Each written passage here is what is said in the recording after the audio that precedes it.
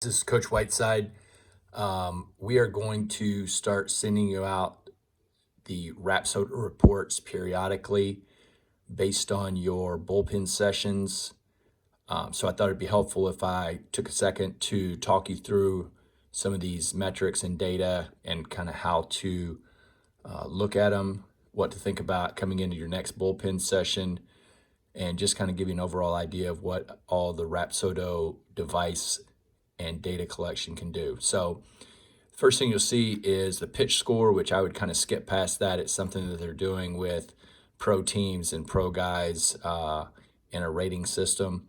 But the one, as you go down, the next page where you see the pitch matrix breakdown gives you, here's a 3-pitch mix for this particular player. Fastball, change, and slider. His max velocity was 80. Changeup velocity was 72. Slider was 68 or 69.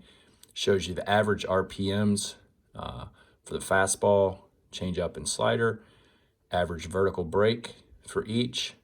Average horizontal break for each. And the strike percentage for each.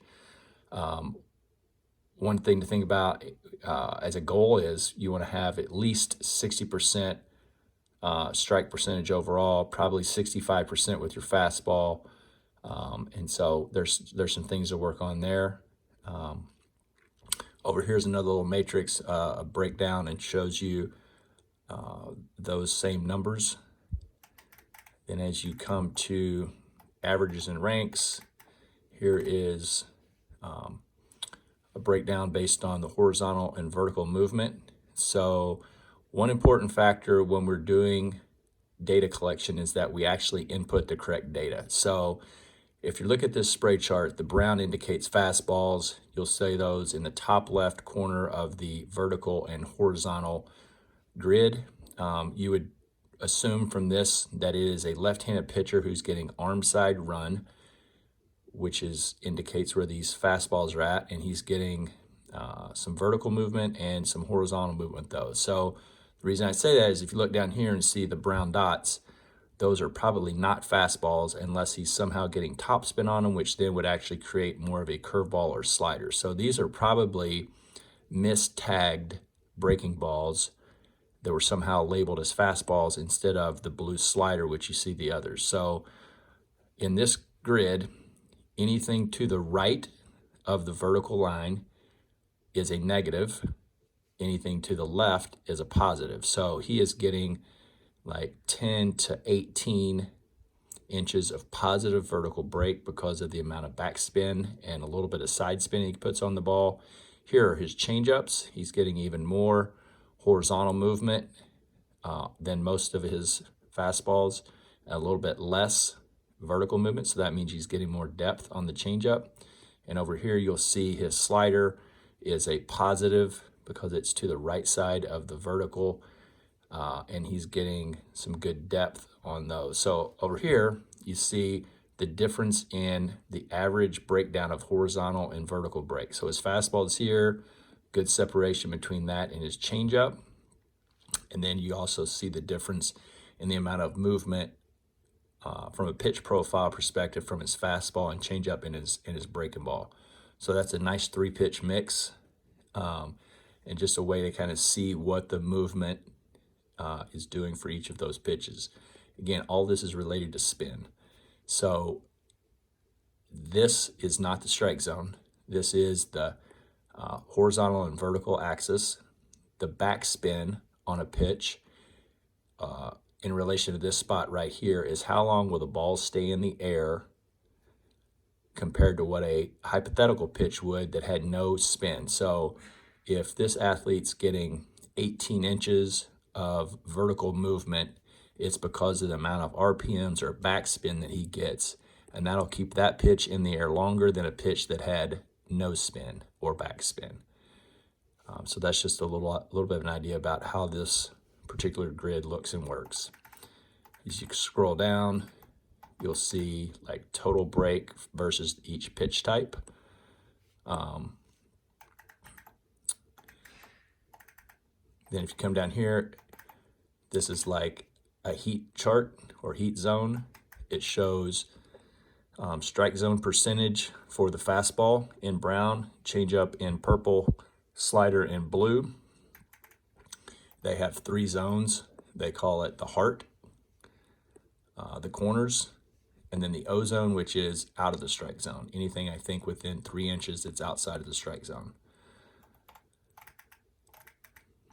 You can scroll down, then this shows you the zone displacement. How long is the pitch in the zone by pitch type again. Again, there's your average velocities and max velocities for each of his 3 pitch mix. And you come down here and you're going to see the release height breakdown. So release height breakdown is how high off the ground are each of the 3 different pitches thrown. Ideally, all pitches are released basically at the same height and spot so that it looks to the hitter like it's the same pitch. Then you can really talk about pitch tunneling and pitch design as you start to release the ball in the same spot, similar to what this athlete's doing with his fastball, slider, and change, all very similarly released at the same point. So you can see here, 5 foot, 4'8", 4'9". So coming out of that pitcher's hand, all 3 pitches are going to look really close to the same to the hitter, which makes it more deceiving for him to decipher what pitch is on the way. Scroll down a little bit further, you're going to see the progress report on the fastball. These are based on velocity and spin.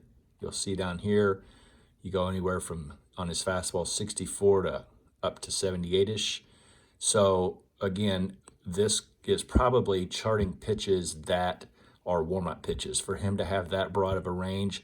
So one way to fix this is when you're throwing your warm-up pitches, in the upper right-hand corner of the iPad, if you press, after you've clicked on your name, if you press history, it'll go to kind of a blank screen and the device will not be tracking those pitches. So then when you're ready to go live, then you'll go to the pitches where you feel like you're ready to, be at game speed, so to say, and it'll eliminate some of this variance down here. So then your average velocity will tick up closer to what it really is based on those live throws if these kind of warm-up pitches are taken out.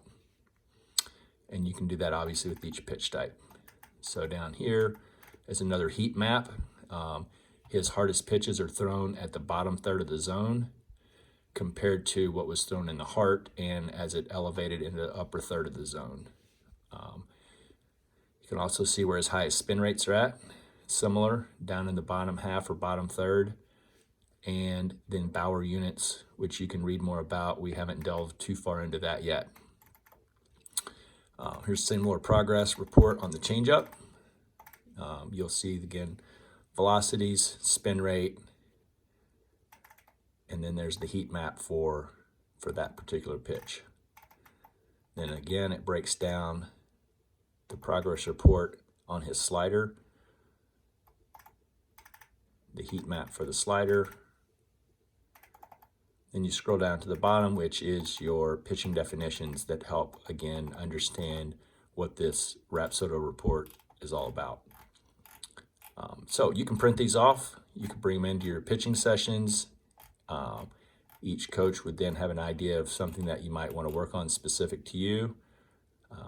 You can just kind of analyze them yourself and come in with a thought or a plan. And again, it's been a lot of fun working with you guys. We're looking forward to watching your progress leading into high school tryouts and then trying to help you maintain those improvements throughout your high school season. So we look forward to seeing you soon. Thank you.